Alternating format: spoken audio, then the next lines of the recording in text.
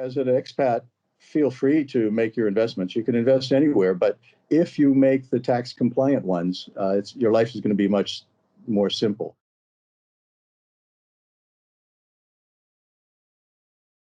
Welcome to the latest in our series of videos for expats and internationals around Europe on what you need to know to live a successful and good life in regards to your money and managing your finance and investments. Today we're talking about life as an American or as a US connected person in Europe and what that means for you managing those complexities. We're really pleased to be joined today by Steve Lazar, long-term expat and international professional, to talk about his experience and his life living away from the US for quite some time. Steve, thanks for joining us today. You're welcome, David. Nice to be here. Yeah, it's great. Look, why don't you just tell us as we start off a little bit about yourself and a bit about your experience, how long you've lived away and what you've done? Yes, I was a financial journalist eager to get abroad and do some reporting from overseas. I was posted abroad in 1982, and so that makes me an expat for 38 years, fairly continuously, although I had some short-term assignments back in the US and the UK. I'm still a U.S. citizen. My wife and my children are as well, but we have permanent residency in our overseas location. My job when I got here was very interesting. As an editor for the region, I covered 1/3 of the world, and in my first year got to visit 12 countries or so. Really, really very nice looking at all the investment opportunities, the trading and dealing that went on, and I've had a good career. I was lucky. I stayed in the industry for 20 years, moving over to the business side to do a business development role. But I also did change industries at one point and went into consulting. I had full P&L responsibility, which was interesting whenever a pandemic arose or a financial tsunami. But we weathered all that. We're still here. And although I'm semi-retired now, I still have some interest in some smaller private companies, and I want to help them grow. Great, thanks, Steve. That's certainly a good experience, and being close to the world of finance and investments would have given you a good insight as to what's going on in the world as well. One of the things you would have noticed across that time is a change, particularly being an American outside the US, with the regulations changing. And there was a lovely little thing called FATCA, the Foreign Account Tax Compliance Act, that came in 2010 that changed things a lot for Americans. Do you remember that coming in and the impact that had on your life? Oh, yes, I do. Of course, I tried to keep up with my U.S. taxation even before FATCA, but it did make some dramatic changes coming in after I had been overseas for almost 3 decades. I would point to the fact that I had many overseas accounts, everything from bank and brokerage accounts to life insurance policies, pensions, different kinds of arrangements. And with FATCA, the reporting requirements became much more severe. And I was forced to move into this world where you had to account for all your money abroad, the maximum amount in any account during any particular year. I would say before FATCA, it was quite simple.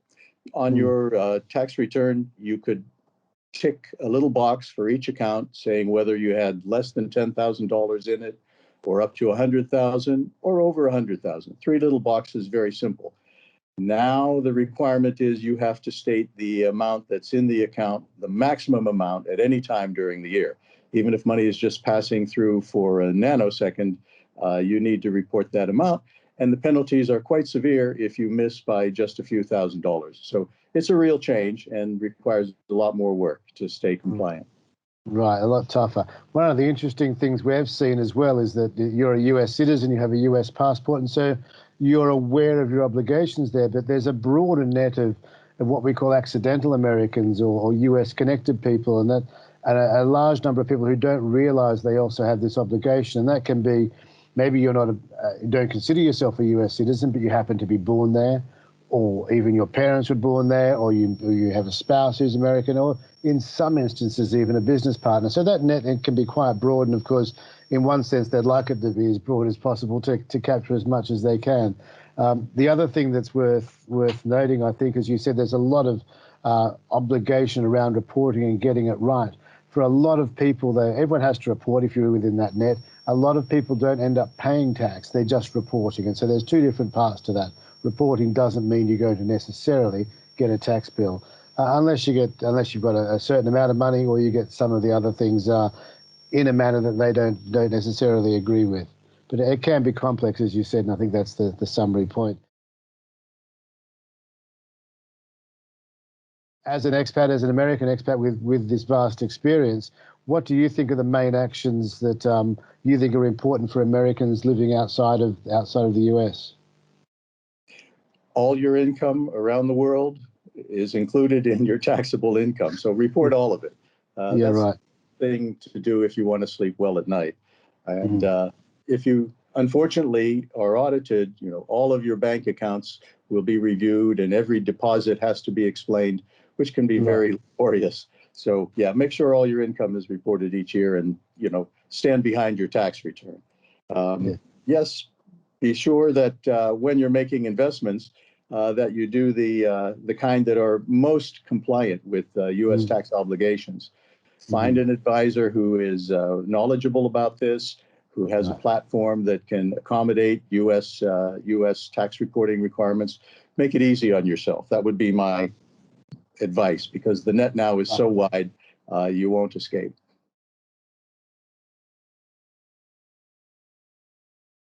And specifically regarding investments, as you've mentioned, it can be a bit more complex for Americans living outside the US. What are your main tips and recommendations for Americans when it comes to managing money from an investment perspective?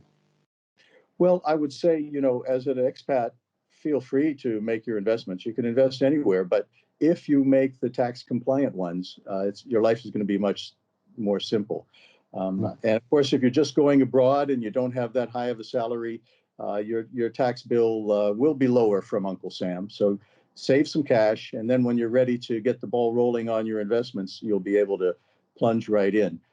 I always tried to save at least 10% of my income in the form of cash, but you can go higher, and then you're ready if you're going to buy a property or if you're going to make an investment. Just, be conservative with your cash. Don't live on the edge. Yeah. That's good advice, good sound advice. And it's a good place to start. We always ourselves start with the fundamentals of having those foundations in place, if you like, of good cash flow management and financial reserves before looking at the perhaps more exciting aspects of investing. So it's good advice. You also mentioned a really good point. You said that as an American, you can invest everywhere or anywhere. However, depending on what you do and how you invest, there might be implications around that. And this is under the area of FATCA, which is acronym heavy. They all have acronyms there, but there's two in particular that are really important. One is PFIC, Passive Foreign Investment Company, and the other one is a QEF, or a Qualifying Elected Fund. And the difference between these two is really important when it comes to investing. And to put it really simply, every investment's a PFIC unless considered otherwise. If it's a PFIC, you're paying more tax in the US, in principle. So it's really important, as you said, you can invest everywhere, but make sure you do your research and get into a tax compliant one. It can save you a whole lot of money. There's a lot more detail on it on our website if you want to read about it, but it's a pretty important distinction to make. Don't you agree? 100%. Yes, the taxation can be very aggressive, as you've said. And there are ways, if you work with your tax advisor, your tax preparer, and search out the right investment advice at the start, that you can feel more comfortable about all of that. Right, make a big difference.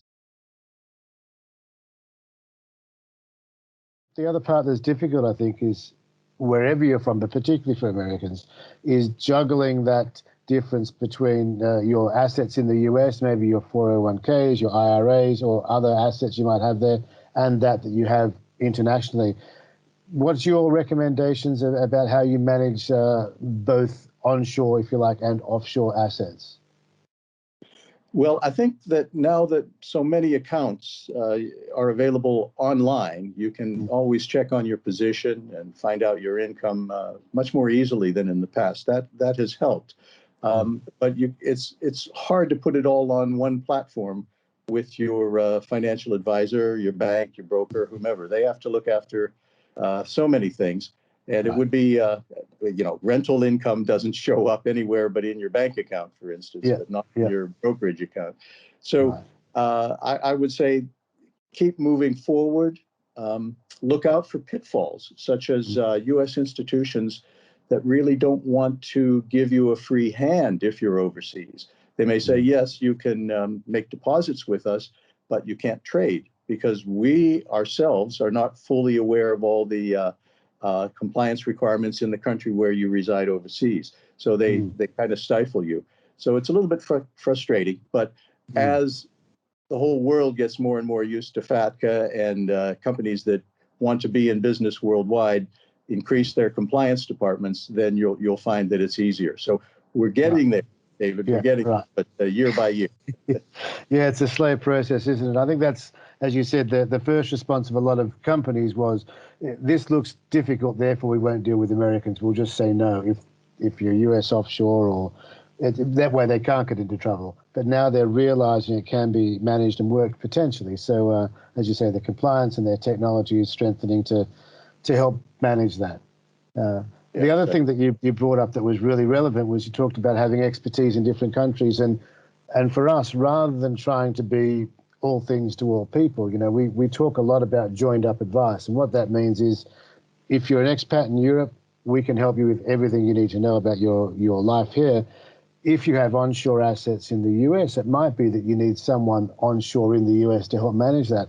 We can coordinate it, because what you don't want is someone telling you one plan in the US and someone in Europe telling you something contrary. So you need to make sure it's joined up and coordinated and consistent, which we can do no matter where you are around the world, in fact. But it's important to get that joined up advice and get proper advice and professional advice at each side for investments and for tax to make sure that you are coordinated. Is there anything else you'd like to add about how you navigate the market for investments, or for US investments in particular? Well, I just like to mention a couple of pitfalls that I've had as a kind of a lesson that might help others. Number one, of course, as an expat, you have to watch exchange rates. I had an investment of wine stored in London bonded warehouses, and Yes. the appreciation on the price of the bottles was offset when sterling collapsed after the Brexit vote. So I wanted to liquidate that investment and make another one, and I found out I had to take a loss on that. So watch the exchange rates. Certainly watch if you have an overseas pension, you have to be very much aware that any gain in it is taxed on an annual basis by the U.S. authorities. You may not get a distribution for 20 years, but whenever you have a gain, you have to report it in the year in which it occurs. I didn't know that at one time and had to refile 5 or 6 years of tax returns. Oh, goodness. Yeah. Signal lesson, but nothing too painful. Yeah, that unrealized capital gains, or paying tax before you've made the money, can be really tough for a lot of people, unwittingly just holding an asset or an investment. But it's an important part of managing your money properly and managing your investments in a manner that is expected by the regulators on where you live and also back home in the US. That's true. Ask your tax advisor, what are the issues? What are they seeing with their other clients? Ask your financial investment professional what experiences they have had with other clients. Nothing individually can be said. You can't identify, but, be aware. Ask your expat friends what issues they're running into. Just be totally 360 aware of how a tax issue could impact you. Yeah, that's a really good point, and that talking to other people is important. One of the interesting stats that we were really surprised by, when in the first 5 or 6 years of FATCA being implemented, there was something like a less than 10% compliance rate with Americans living outside the US. And that is 90% of Americans, 9 in 10, didn't even know they had to do the filing, let alone were doing it compliantly. So there was a massive non-compliance, which was a big cloud of risk hanging over this diaspora that could have been fined for unwittingly not doing returns. Now, that's improved a whole lot in the last decade or so, in part because people are talking. people are now communicating with each other. There's more information, and it's why we put out so much information as well. The first step is absolutely get compliant, as we say, and then you can look at investments and make sure that they're compliant with the regulations and manage everything else towards your goals and objectives. But getting compliant is that first step and understanding what you have to do. So yeah, it's a really good point. Hey, I'm always learning. How many pages of code in the U.S. tax code? Right. 80,000. So there's always something to learn. Exactly. They never shrink. They always get bigger. Unfortunately. That's great. Well, look, Steve, thank you very much for joining us today. It's been really good speaking with you about the US experience, and I'm sure a lot of people who are watching this will benefit from it. Not many will have that same depth of experience, and certainly working in the financial journalism area as well, you get a much closer view of what's gone on in the world over that period of time. So we really appreciate your insights and contributions to that. Thanks very much. Thank you, David, and good luck to all of your investors, because I'm sure they're going to do very well with you.